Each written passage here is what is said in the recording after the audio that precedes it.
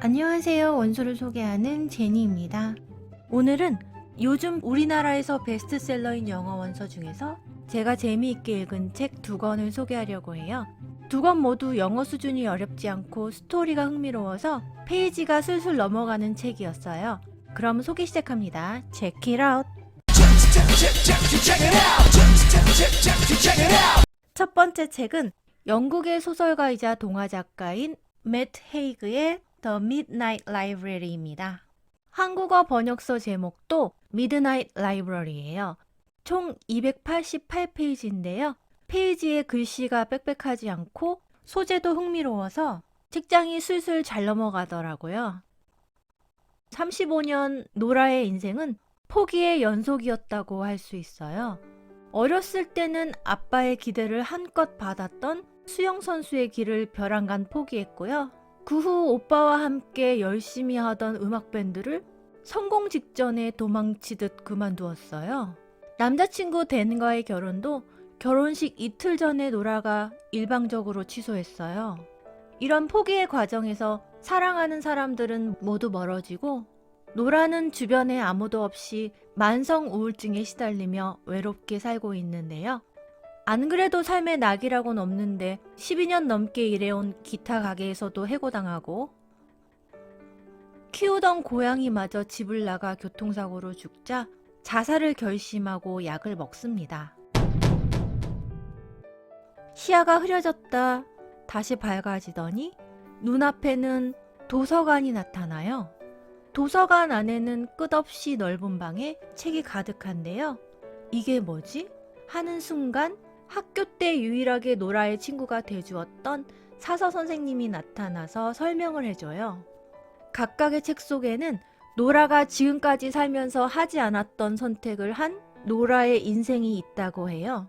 수영을 포기하지 않은 노라의 인생, 오빠와 밴드를 계속한 노라의 인생, 예정대로 댄과 결혼을 한 노라의 인생 등 각각의 책 속에는 그런 인생을 살고 있는 노라가 있답니다. 그런 인생을 살았더라면 지금처럼 혼자 쓸쓸한 방에 누워 약을 털어먹지는 않았을까요? 이 도서관의 룰은 이렇습니다. 원하는 책을 선택해서 문장을 읽기 시작하면 책 속의 삶으로 갈 수 있다. 그곳의 삶이 만족스러우면 죽을 때까지 그곳에 살면 된다. 만족 못하고 후회하는 순간 다시 도서관으로 돌아오게 된다. 그리고 다른 책을 선택. 만족스러울 때까지 이 과정을 반복한다.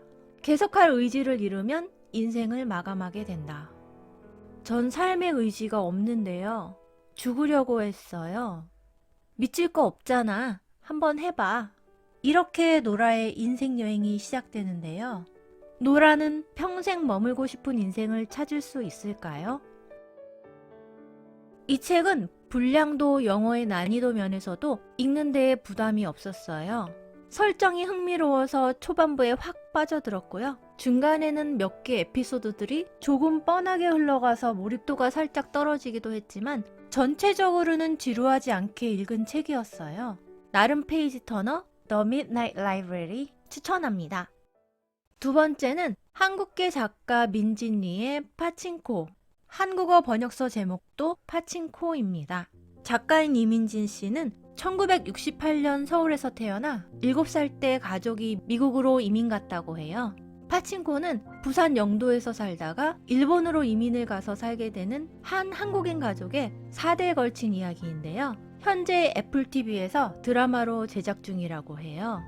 이 책은 총 531페이지로 꽤 두꺼운데요. 정말 페이지 술술 넘어가는 페이지 터너예요. 영어 수준이 그리 어렵지 않고 한국적인 내용으로 이해가 잘 되는 데다 재미있어서 읽는 데에 오래 걸리지 않았어요. 작은 섬마을의 한 어부 부부가 어렵게 자식을 한 명 낳아 이름을 훈이라고 지어요. 부부는 구순열에 한쪽 다리가 틀어져 태어난 훈이가 너무나 소중하지만 버릇없는 아이로 자라지 않도록 절제된 사랑으로 키워요. 훈이는 성실하고 사려 깊은 사람으로 자라는데요. 나이가 차도 전혀 혼담이 없다가 28살에 찢어지게 가난한 집 딸 양진과 결혼을 하게 됩니다. 결혼식에서 처음 봤지만 부인을 아껴주는 훈이와의 결혼 생활이 양진도 행복해요. 두 사람은 여러 번의 유산 끝에 딸 선자를 낳아 애지중지 키웁니다. 하지만 훈이는 선자가 13살 때 결핵으로 사망하고 양지는 선자와 함께 하숙집을 꾸리며 살아가요. 그러던 중 선자는 16에 결혼할 수 없는 남자의 아이를 임신하게 되고 일본으로 가는 길에 하숙집 손님으로 왔다 결핵에 걸려 죽을 뻔했던 이삭이 결핵에 걸린 자신을 내치지 않고 돌봐준 은혜를 갚는다며 선자와 결혼해 아이의 아빠가 되어주겠다고 해요. 그렇게 선자와 이삭은 결혼해서 일본에 갑니다.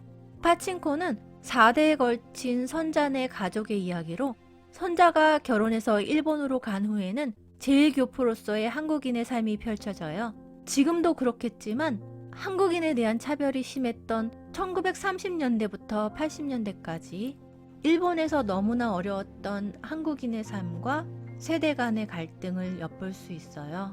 당시 일본에서는 한국인이라고 하면 취직을 시켜주지 않아서 대부분 한국 사람들은 일본인이 하려고 하지 않는 힘든 일을 하며 엄청나게 가난하게 살았는데요. 그나마 돈 좀 있는 한국인들은 거의 파친코와 관련된 일을 했었나 봐요. 파친코에서 일하거나 파친코를 운영하거나. 자랑스럽지 않지만 돈을 많이 벌 수 있는 일이었던 것 같아요. 선자의 두 아들도 파친코와 엮이게 됩니다. 이 책을 읽으며 작가의 스토리텔링이 장난이 아니라고 생각했어요. 선자의 가족 한 명 한 명뿐 아니라 일본인 이웃, 친구 등 주변 인물이 등장할 때마다 그들의 인생 이야기까지 다 하고 넘어가는데요. 전혀 지루하지 않고 이야기들이 흥미롭더라고요. 페이지가 술술 넘어가는 파친코? 강추! 그럼 오늘도 읽고 싶은 책을 찾으셨기 바라며 다음 편에서 만나요. Check it out.